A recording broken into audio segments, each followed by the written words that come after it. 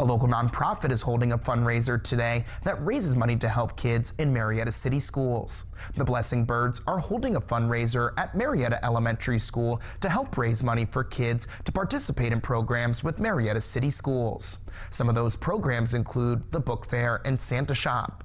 Some of the activities that are going on at the fundraiser are raffles, a country store, face painting, 3D prints through Print It All being sold, games for kids, and plenty of food.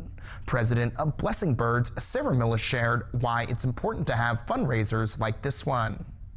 The effect it has on the kids being able to participate is just wonderful.